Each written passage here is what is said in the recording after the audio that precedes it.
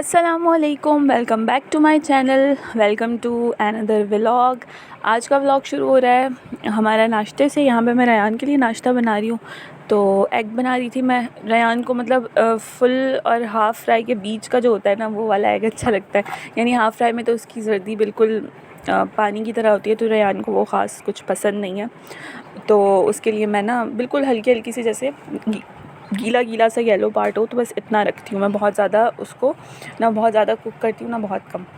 अच्छा खैर, यहाँ पे मैंने उसके लिए एग बना लिया।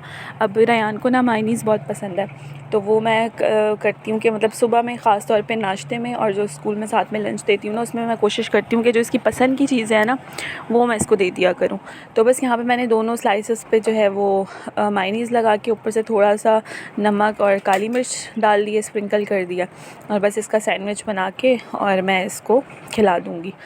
खाता बहुत मुश्किल से है सुबह में, ख़ास तौर पे नाश्ता पूरा दिन ही खैर मुश्किल से खाते हैं, लेकिन नाश्ता तो बहुत ही मुश्किल से करता है। मैं इतनी बार बोलती रहती हूँ, रयान चबाओ चबाओ चबाओ, मुँह चलाओ यार, जल्दी करो, लेट हो रहा है लेट हो रहा है। लेकिन बहुत मुश्किल होता है भाई, बहुत मुश्किल काम है। इसको मैं ना 2 पीसेस में कट कर दूँगी ताकि इसके लिए ईज़ी हो जाए, ईज़िली खा सके। 4 पीसेस में बल्कि कट कर दूँगी, तो इसके लिए आसानी हो जाएगी कि ख़ुद भी उठा के खा लेगा। क्योंकि अक्सर ये होता है कि वफ़िया भी साथ में उठ जाती है ना, तो मुझे फिर उसको भी देखना पड़ता है। तो बस नाश्ता यहाँ पे हो गया। वो पार्ट मैंने रिकॉर्ड नहीं किया, क्योंकि अगर मैं करती तो फिर सब लोग बोलते कि जो है वो ये क्या हो रहा है, बहुत मुश्किल से खिलाना पड़ता है यार, मैं इतना बोल बोल के। तो खैर नाश्ता यहाँ पे हो गया है, और अब ये हो रही है तैयारी। रेडी करी थी मैं इसको, तो रेडी तो आराम से हो जाता है। यूनिफॉर्म पहनाना और तैयार करना इतना मुश्किल नहीं होता, जितना सबसे मुश्किल होता है बस इसको खिलाना पिलाना, और इसका कुछ भी इतना मुश्किल नहीं है। पढ़ भी आराम से लेता है, शुक्र है। तो यहाँ पर बस मैं इसको तैयार किया मैंने, फिर इसको स्कूल भेजा। तो स्कूल भेजने के बाद मेरे पास होते हैं कम से कम 4 घंटे होते हैं, जिनमें मैं कुछ थोड़ा सुकून से आराम से काम कर सकती हूँ। लेकिन वो एक जो होती है मेरे साथ, वफ़िया मैडम जो होती है मेरे साथ, वो भी मुझे खैर कुछ करने नहीं देती। लेकिन चलो एटलीस्ट 2 बच्चों की जो खटर पटर होती है ना, उससे एक बच्चा ये होता है कि फिर भी थोड़ा सा वो करता है, मतलब थोड़ा सा सुकून का टाइम दे देता है। जब 2 एक साथ होते हैं ना, तो फिर वो साथ में मिलके बहुत शरारतें करते हैं। वफ़िया हमारी छोटी है, लेकिन वो बहुत शरारतें करती है, बहुत ज़्यादा। माशाल्लाह से इससे रयान से ज़्यादा वो तेज़ है, इससे चीज़ें ले लेके भाग जाएगी। अब चलने लग गई है, मतलब चलने क्या, माशाल्लाह से भागने लग गई है। चली तो कम है, वो भागी ज़्यादा है। तो बस चीज़ें ले लेके और भागने लगती है। अब ये भी यहाँ पे उठ गई थी, तो बस ये बैठी हुई परफ्यूम से खेल रही है। रयान को भेज के फिर इसको खिलाना है, नाश्ता करवाना है। तो बस मैं नाश्ता ही करवाती रह जाती हूँ सुबह में। तो यहाँ पे मैंने इसके लिए ना एक एग बॉयल किया था, मतलब बिल्कुल ही थोड़ा सा बॉयल आने मैंने दिया था, लेकिन ये मुझे ना ज़्यादा कच्चा लग रहा था, फिर भी मैंने खिला दिया। मैं ये करती हूँ कि वाइट पार्ट जो होता है वो हो जाता है ऑलमोस्ट, वो ना कुक हुआ होता है, यानी कि वो थोड़ा सा हार्ड हो जाता है, और जो जर्दी होती है ना, वो बिल्कुल कच्ची होती है। वो मैं इस तरह से इसको देती हूँ, ख़ास तौर पर सर्दियों में। रयान को भी देती थी, इसको भी देती हूँ, क्योंकि अभी तो मैं इसको इसलिए दे रही थी कि इसके ना खांसी नज़ला हुआ है और चेस्ट कंजेशन हुई हुई है, तो इसकी वजह से अंडा गर्म होता है, तो उससे फ़ायदा होता है। तो बस ये इस तरह का जो एग होता है ना, कच्चा पक्का ही शौक़ से खा लेती है।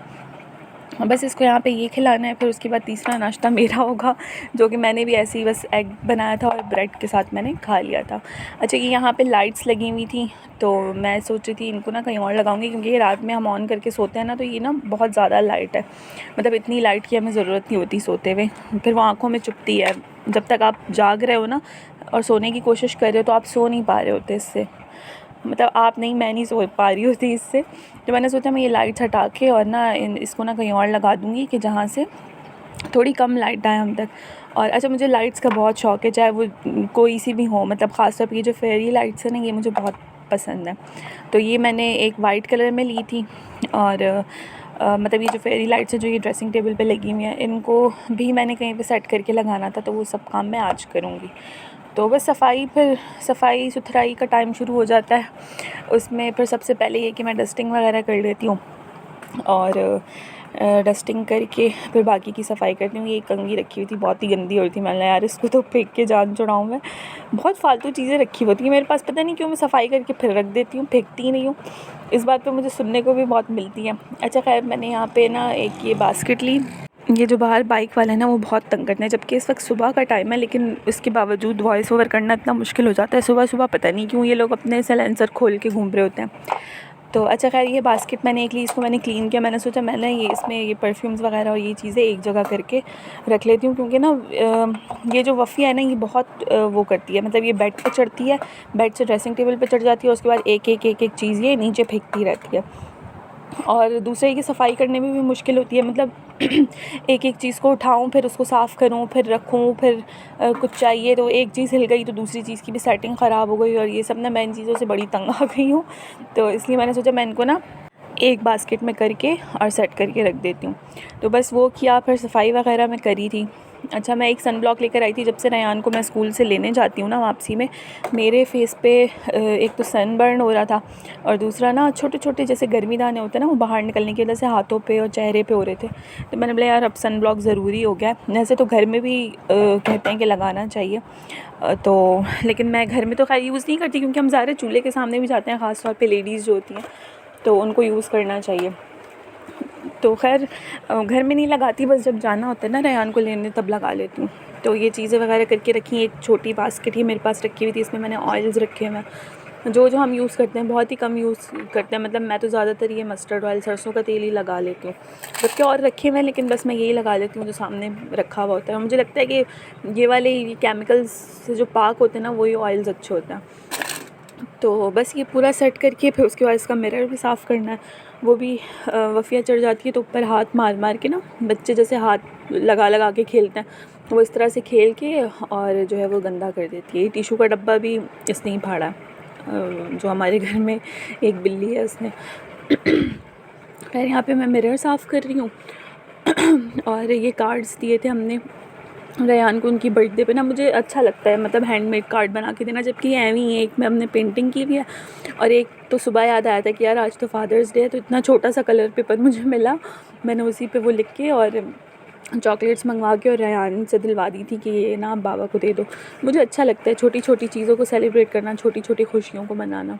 अच्छा तो यहाँ पे दोपहर में फिर मैंने जल्दी से फटाफट मटर चावल बना लिए थे, क्योंकि हम लोग की गैस भी चली जाती है, तो बस जो फटाफट होता है ना दोपहर में वही करते हैं। वैसे नॉर्मली तो ये होता है कि रात का जो बचा हुआ होता है ना, जो भी सालन बनाओ या अगर राइस बनाए हो वही दिन में मैं चला लेती हूँ, क्योंकि रेयान को खाना होता है, मैं भी कभी खाती हूँ कभी नहीं खाती, मतलब कम ही होता है कि मैं दोपहर में खाऊँ।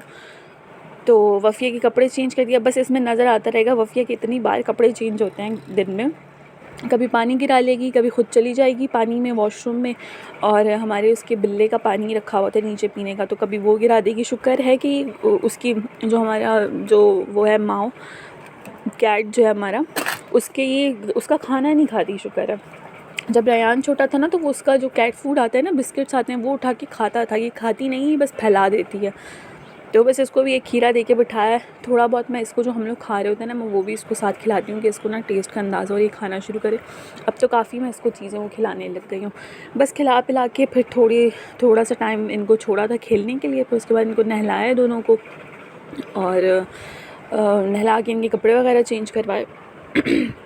गंदे बच्चे ऐसे गंदे हो जाते हैं जैसे पता नहीं कितनी मेहनत मज़दूरी की है, जबकि सब काम मैं कर रही होती हूँ। मैं इतनी गंदी नहीं होती जितने ये दोनों हुए होते हैं। तो बस वही बच्चे शरारतें करते हैं, इधर उधर घुसते हैं तो गंदे हो ही जाते हैं। बस यही ज़िंदगी है माँओं की, ख़ास तौर पे माँओं की, मतलब मदर्स की यही ज़िंदगी होती है कि बस आप बच्चों को ही संभालते रहो, उनको देखते रहो, उनका ख़्याल रखो, उनको खिलाओ पिलाओ। दिल बहुत चाहता है और भी बहुत से काम करने का, लेकिन जो है वो बच्चे बड़े हो जाएंगे तब करेंगे। तो उसके बाद फिर मैंने ये मुल्तानी मिट्टी का फेस पैक बनाने लगी हूँ, ये मैं लगाऊंगी। तो बस वो मैंने खैर लगा लिया था। अच्छा मैं यहाँ पे एक ना रेसिपी शेयर करने लगी हूँ ब्रेकफ़ास्ट की, बच्चों के लिए, बड़े भी खा सकते हैं, बहुत अच्छी बनती है। मुझे ना मेरी एक दोस्त ने बताई थी, इसमें मैंने थोड़ी बहुत एक दो चीज़ें, एक दो क्या मतलब एक ही चीज़ ऐड की अपनी तरफ से।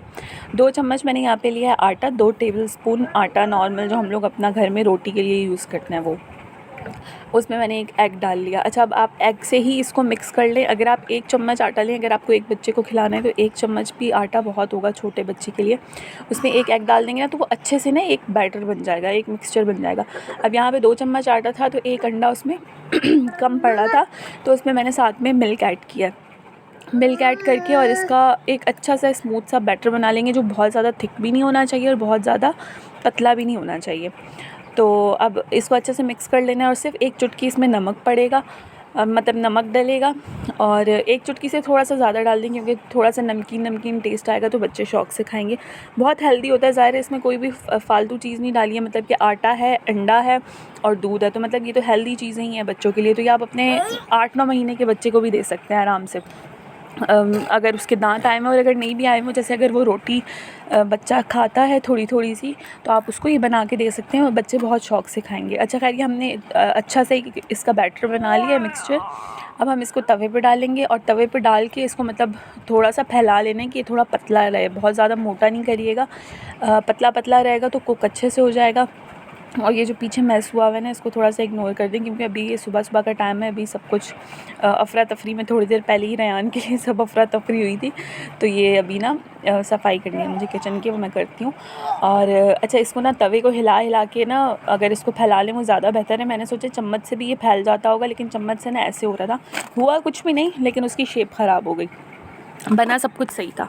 तो इसको बस ऐसे करके पहले एक तरफ से थोड़ा सा इसको सेकें, एक तरफ से इसको थोड़ा सा इतना सेक के मतलब आधा मिनट करके, और उसके बाद इसकी हमें साइड चेंज कर देनी है। अच्छा, इस बात का ध्यान रखिएगा कि फ्लेम बहुत ज़्यादा हाई नहीं होना चाहिए, फ्लेम मीडियम रखिएगा, लो टू मीडियम के बीच में ना, मतलब मीडियम या मीडियम से थोड़ा सा कम, तो उस पर अच्छे से कुक होगा अंदर तक, वरना ऊपर से लगेगा कि पक चुका है और अंदर से ना फिर कच्चा कच्चा सा फील होगा। तो थोड़ा सा इस पर घी लगा दें देसी घी लगा दें तो वो बहुत ही बेहतरीन है। देसी घी नहीं है तो बटर भी यूज़ कर सकते हैं, फिर नहीं तो नॉर्मल घी भी यूज़ कर सकते हैं।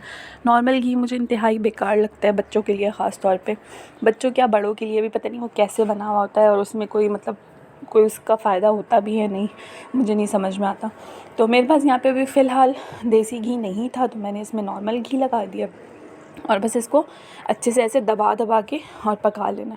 ये थोड़ा सा अकड़ने लग गया था, इसको मैंने दबा दबा के इसकी सारी अकड़ निकाल दी और इसको मैंने ना वापस तवे पे मतलब सीधा कर दिया, चिपका दिया, तो ये बहुत अच्छे से कुक हो जाएगा। इतने सॉफ्ट बनता है, मतलब इसमें ना बहुत वो नहीं आती, क्रिस्पीनेस नहीं आती, यानी कि कड़क कड़क नहीं होता, पराठे की तरह क्रिस्पी नहीं बनेगा। आपके बच्चे ईज़िली खा लेंगे इसको, यानी कि इतना सॉफ्ट होगा। और अगर चाहें तो चाय में थोड़ा थोड़ा डिप करके खिला दें तो वो मज़ीद सॉफ्ट हो जाएगा। तो ये देखिए कितना प्यारा कलर आया इसका। तो मेरा इतने बैटर में ही मेरे 2 ये बन गए थे। अब इनका कोई नाम नहीं है, इसका नाम कुछ सोच के ना मुझे कमेंट्स में बताइएगा, फिर मैं इसका नाम रखूँगी। तो इसको पता नहीं क्या बोलते हैं, खैर पैनकेक्स भी बनते हैं लेकिन इसको पैनकेक तो नहीं बोला जाएगा। तो साथ में चाय बन रही है, चाय के साथ बहुत मज़े का लगता है। जैसे कि मैंने बताया था ना कि वो नमक वाला पराठा बना के चाय के साथ खाने में इतने मज़े का लगता है, तो बिल्कुल सेम यही, इसमें हल्का हल्का नमकीन टेस्ट आता है ना, तो बहुत मज़े का लगता है ये चाय के साथ। तो बस ये 2 मेरे पास बनके तैयार हो गए हैं, तो मैं ये दिखा रही थी ऊपर नीचे से, बार बार दिखा रही थी कि ये देखो कितने अच्छे बने हैं।